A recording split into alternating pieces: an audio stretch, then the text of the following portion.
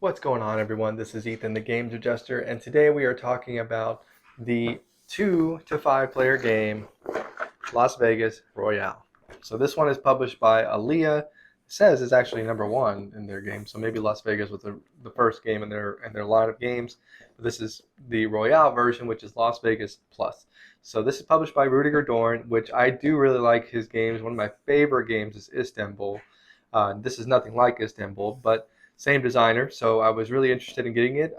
It's a Las Vegas themed game, family weight, where you're rolling a bunch of dice and you're trying to earn the most money. So let's go down to the table. I'll show you both versions, both the Las Vegas base game as well as the Royale, which is what comes in this box. And then I'll come back here after talking about storage and we'll talk final thoughts. So here we go. Okay, here you go. We have a game set up for Las Vegas. I'm going to show you both the base Las Vegas game as well as the Royale game. So first we'll go through regular Las Vegas.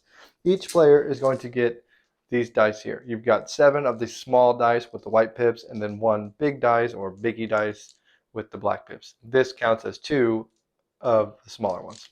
Okay? On your turn, I think it's the oldest player goes first. You're going to roll all of your dice. There we go. Then you are going to decide one number to put into one of the matching casinos. Outside of each casino is set up with money. So the number 6, you actually set up 6 pairs of 2 cards. You'll shuffle this big money deck here. And then you'll set up 6 pairs and then you'll sort them from highest to lowest, with the highest pair going to the 6 and the lowest pair going to the 1, and everything sorted out in between. Now, if there's a tie as far as the number of the total, like here we have 50 and 30 is 80, 40 and 40 is 80, the one with the highest card goes to the higher number. So here 50 obviously is more than 40, so this pair is going to go to 2, this pair goes to 1. So what players are trying to do in base game Las Vegas is simply have majorities in the casinos. By establishing majorities, they'll need to first assign dice to that particular casino. So here, in this case, I've got 2 1s, a 3, a 4, 2 5s, 1 6, and 2 2s, because remember, this big dice with the black pip counts as 2 dice. So I might say, you know what, I'm going to go ahead and go for the 5s, that's 120, and if I have the most there, I'm going to get the higher of the 2 cards, a 90, that's pretty solid. So there you go, I'll take that, and then it's the next player's turn. And so then the next player rolls their dice. So let's pretend the next player is purple and they have the same decision. So they say, I might go for, well, I might start on the 6s. There's a 90 over there. I'll put that there. I don't want to put all my eggs in one basket. I'll just try to get something. And this continues until eventually all the players have assigned their dice. So here, maybe I make the decision to go with the 1s. Probably not the best decision. This was a 1 previously before I moved it. But I might go there. Then let's pretend we went back and forth. I'm just going to assign some dice real quick here. Then purple went. There you go. And let's do that. Okay. So after all the dice have been assigned, players will then determine who has majorities. So if we look down here, we've got 2 plus 2, remember this is 2 dice, 4 to 3. So then, I would get this one. And actually, if there was another color, let's just kind of make this simulate a little bit better. Let's pretend there was 3 players, and we'll assign some of these out here too. We'll go like that, and like that. And let's go like this. That'd be pretty good. Okay, first, anybody who has the same number of dice in a pool will remove those dice. So here, in the 1s, there's 4, 3, and 1, so nothing to remove. But here, there are 2 2s, or single 2s, so those are removed. These are by themselves. That's good. Here, it's 3, but there's 2 2s, so they're removed also. And then here, you're good. After you remove the dice, you'll then assess majorities. So at the 1 casino here, I've got 4, and then the next person has 3. So the first player will get the high of the 2 cards, are the same, so it doesn't matter. The red player will get this 40, purple player gets this 40, And there you go. And then we keep resolving. So here I get the highest one. The one that's not taken because there's no one left here to take it gets discarded to the bottom of the deck. We continue. Purple gets this one. We continue. Blue gets this one. Let's pretend there's stacks over here. Red gets this one. And then blue gets this one here by themselves. They take the 90. 30 goes to the bottom of the deck. And then blue gets the 90 again. And then purple gets the 70. And there you go. That's one round. Everybody gets their dice back. The person who won the 6 gets to be first player. If nobody won it, then the first player stays the same. And then you play the next round, dealing out 6 more pairs of 2 cards, sorting them highest to lowest, putting them at their respective casinos, and moving on. That's base game. Now, we are reviewing, though, Las Vegas Royale. So what makes it the Royale version? Well, that's these tiles over here. So what these are different modifications to the different casinos that are in the game. So if I was to zoom out a little bit, you can see that these tiles will fit onto each of these casinos like so. Now the base game recommends that you use 3 at a time, but you can use as few or as many as you would like to. One of the other changes to this version of the game, if you're playing the full game, is that instead of shuffling all the cards together and just dealing out randomly, you'll do that at the beginning, but after you've dealt out actually all 36 pairs, or I'm sorry, 18 pairs, so you'll have the 6 pairs for each round. It's already set to the side, ready to go, face down, and then you'll sort them 6 at a time for each round. But after you've done that, then you'll break up all the money into its pairs, or its like kinds, all the 50s with the 50s, 40s with 40s. You'll have them face up as a bank. And then you'll set them to the side. And then you'll seed the game board with these particular tiles here. You can shuffle them, do them randomly. They're double-sided here, so I've just kind of picked a few to highlight. But then you will set these out around the board using as many as you would like to. The base game, again, is 1, 2, and 3. Get one of these, kind of incentivize you to go for the lower money counts. But you could put some on all 6 of them if you wanted to. And these will just basically do the same kind of game, except they will change what happens when you assign your dice to the different casinos based on what's there. So let's just kind of talk through some of them. Here at 50-50, when someone would go to the casino that this is attached to, they will take these 2 black dice and roll them. So here I've got 6 and 5 is 11. And then this moves up. Now the player is faced with a choice, the active player. Do they bet higher or lower as far as the next outcome after they roll the dice? So here, pretty simple. I'd probably go lower. It's probably going to be, 10 or less. So I say lower. I roll the dice. If I'm right, it's 10. Ooh, that was close. I keep going, and then I can stop at any time to claim the reward from where this token is at. Here would be one of these chips. The game does come with a stack of these black chips here, which are basically ways to kind of pass your turn. Oh. But you will keep going. If you bust, meaning you got your guess wrong, it was the opposite of what you guessed, or it's the same number that you already had before, then you lose and you get nothing.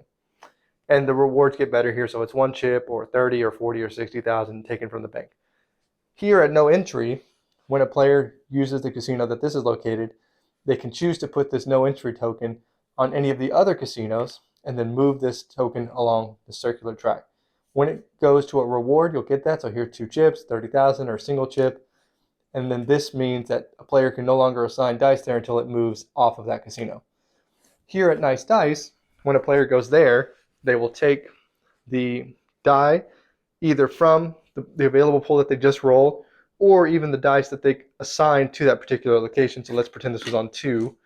If I rolled some 2s and then I wanted to, I could either, maybe take one of the ones I rolled here and assign it to the 2, or if I had maybe, let's say this 5 still in here, I could assign that to this, and in the payout, I will get the reward here. So this case would be 50,000.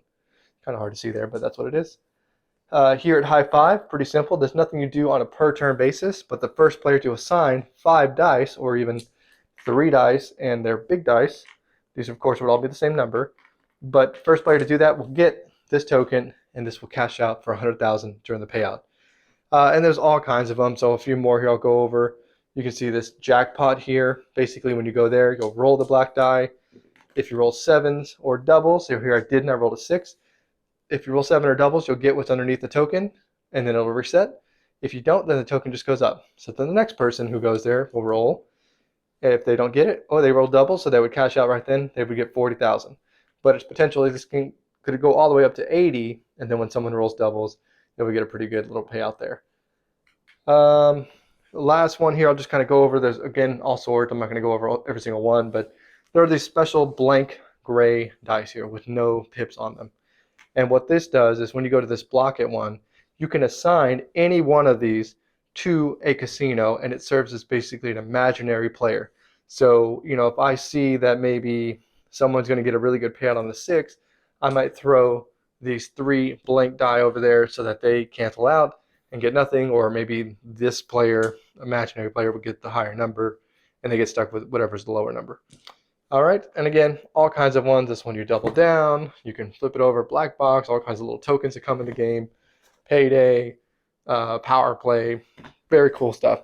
So the round to round turns basically play out the same. You roll out your dice, you assign your dice, but now you'll have more ways to gamble and press your luck through these different powers that each casino will have. And that's basically how you play Las Vegas Royale. Okay, let's briefly talk storage for Las Vegas Royale. The game actually comes with 3 rule books. There's French, German, and then the English. I've got the French and German ones on the bottom. I've got the English one on top. And it did also come with a one of those cardboard well kind of inserts. It was a colored cardboard piece. It wasn't just plain white. I actually threw it away because I didn't like the way these kind of sat on top of it. I don't really love those inserts anyways. I kept one for another game I'm reviewing kind of around the same time, Project L, but that one was more functional. Here, it's just like, meh, it's fine. So I threw it away, but you do what you want to do. As far as storage goes, though, it's pretty simple. You have 4 of these each that will go on either side here. This is a nice little plastic dice tray. You don't have to use it. You could just have the middle empty if you have other dice trays, but it's pretty good. Comes with a little tile that you'll fit in there, and it's pretty nice. You can set that there on top. These 3 puzzle pieces that go around that will sit on here, and then the rest of the tokens are pretty simple to throw in. I have the chips all bagged up. The chips are fine. They're not like, regular poker chips. They're just like cheap kind of plastic, but they could have been cardboard. I appreciate that they went for plastic. The money cards don't have to be really sorted. They're all going to get shuffled up anyways. And then the dice did come in, I believe, just kind of one big bag. I separate them based on player count so that I only need to get, or player color, so that I only need to get out the tokens based on the player count, or the dice rather. So throw all those in here anywhere you find satisfactory. The special dice, I've got those in because if you don't really need them if you're not playing the Royale version, and even some of the different areas you still don't need them. And then finally you've got all the counters and tokens for those different spaces. Like I said, there's so many of them. There are 8 tiles, each one's double-sided, so 16 different versions that you could use for each one. You could use 6 at a time, 3 at a time, 1 at a time, whatever you wanted to do, and then mix and match. The combinations, I'm sure, are pretty high. So there you go. That is how you store away Las Vegas Royale. Let's go up top, and I'll tell you what I think about it. All right, there you go. So let's talk about it. We'll start with the theme. I think the theme is pretty good. So it says Las Vegas Royale, and I like that it kind of feels like Vegas in the different ways that you're betting. You have so many different games, kind of like if you've ever walked in a casino, in Vegas or otherwise. You go in, there's just so many different ways to gamble. You've got, the tables, the card tables, you've got, craps, you've got the slot machines. And this is a similar feeling, not that it's those games, but okay, there's different ways for me to get money in the Royale version. Now, base game, that's not there. But I would probably never play the base game just because I really enjoy the Royale tiles that go around and kind of really spice it up with, 50-50 betting, or, just trying to roll for 7s and get the jackpot, or, just playing defensively. It's not really a gambling, but you're betting against people by moving your things and blocking them, or, the high five one. I really like just trying to put all my eggs in one basket to get a really good payout of 100,000. So that's really fun. I really enjoy that theme. Production wise, more of the same. I really do enjoy the artwork, not artwork, but I like the stylized names of the casinos around it. I really think that also helps to bring the theme out. I like the box too. It's a pretty stark, nice, black and gold, really good look. The one thing I do like the chips, but they're kind of cheap. So I wish they maybe would have gone like a little extra for like nice little weighted poker chips instead of those little black ones, or made them colored maybe like I don't know. The black seems kind of lame. It could have been like actual chip colors. I've never really seen a black chip like that. I've seen black chips like that are worth a lot of money, but not like these. So that's kind of minor. But I do like the dice tray even. That works fine. At first I thought it'd be a little small, but it actually works okay because when you put everything around it in the table, it's a decent size that it's enough for everybody to sit around it comfortably. And you don't have to roll them in there. You could just roll outside of it. I haven't seen too many times where someone just flat out missed it. It's not that hard to just shake them up and then drop them in. And it holds them pretty well. They're high enough walls. So I do like that. The money cards are fine. They could have gone like I think they had to go with money cards because you couldn't do really paper money because you had to shovel these. So I think that works out well. And the denominations are easy to tell apart because of different colors. They're not like all green with different numbers. That would be terrible. They're different colors and the numbers are clearly printed. That's good.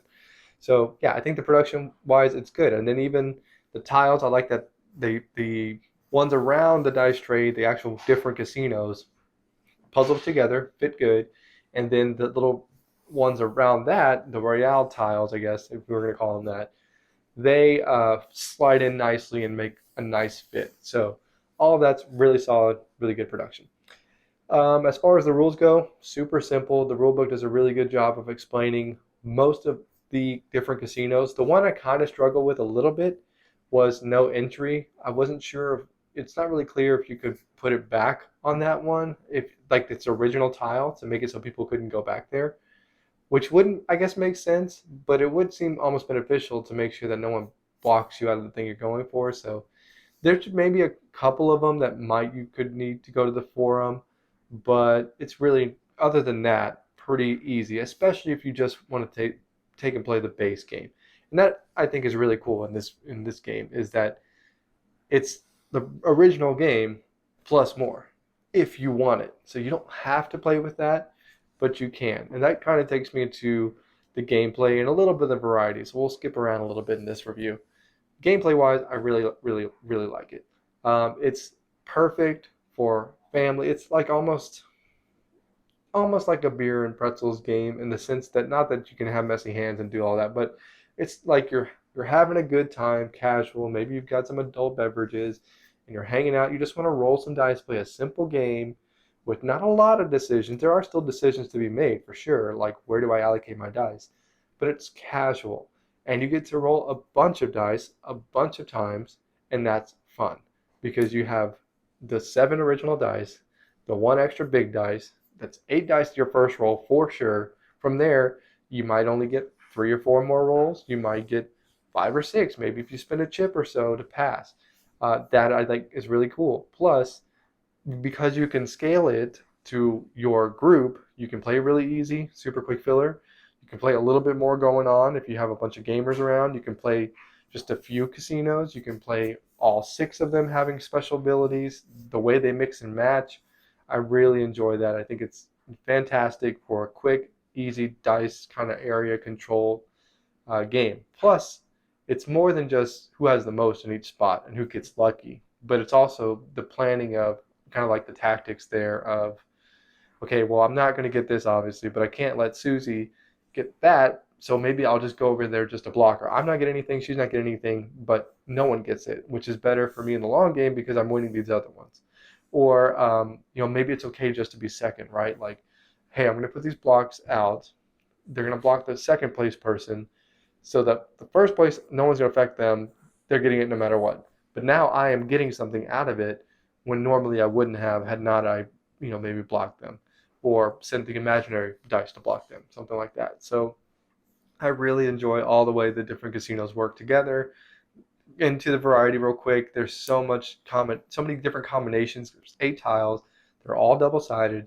You can play 1 of them to 6 of them. Which combination of 6 or 1 or 3 or whatever you have in your game will change things. How the money comes up, right? Because it might have a game where by pure happenstance, there's hundreds on every single casino, and no matter where you go, you're going to get something really good. Or it could happen that the 6 is worth 200,000 and then the 1 is worth 60,000. That's a huge difference. So where you really focus your attention and how competitive each casino gets varies based on the setup of the cards, the setup of the casinos, and what those casino powers even do. Because people might keep going back and forth to the low money one, just because they really like the power. Whereas the six has the most money, but people aren't really going there up, and because they can't earn money during the round before the payout through those different means. So really, really enjoyed the gameplay and the variety. Time-wise, again, more of the same. Really quick, simple to teach, simple to set up. You can mix probably, I guess the longest part would be just how you're going to mix them. Like what we did was we got dice outside the game, like 8-sided dice, and we kind of set them all out. Then we rolled them, decided odds or even, which one's going to be up, down, and we set them all up, and that was it. But you don't have to do that. You could just try to flip them under the table. And the only problem with that sometimes I find is you can tell which side is like the smooth side and which side's like the flat side.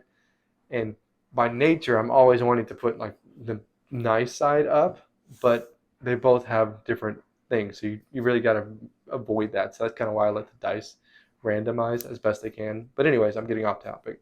I think the time is super quick. So the box says 45 to 60 minutes. I think that's about right. Like, it's not a long game. It says 8 and up. That's also right. Easy for your kids to play. 2 out of 10 complexity. Again, about right. Everything's thoroughly explained. And this is just a fun game. I was actually pleasantly surprised by it. I got it because, again, it was kind of like the same batch. Some of the reviews you're seeing, they're kind of all part of the same batch. But I got it because I had a discount at my friendly local game store.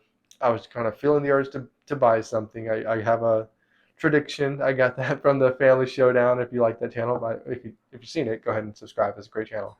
But it's talking about anytime I go to a local game store, I'm always, as a tradition, trying to get something from them to contribute. And that was, a play on it would be like my tradition because, I love getting board games. So anyways, don't have to explain it all. But yeah, this is one of those games I purchased as that, and I'm really glad I did. I really enjoy this as probably my new favorite.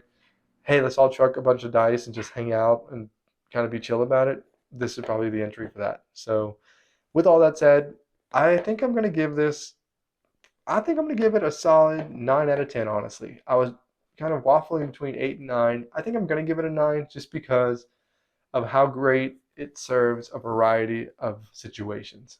I can play at low player count, I can play at high player count, I can play it with gamers, I can play it with family, I can play it with relatives that aren't even family gamers, I can play it, any wide variety of people.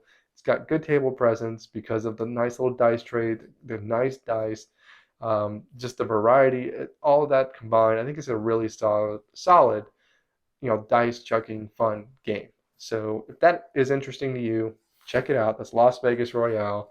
If you played other games like it, let me know about those in the comments below. If you played this one, let me know what you thought. If you played the original one, let me know if you like this one better or worse than the original.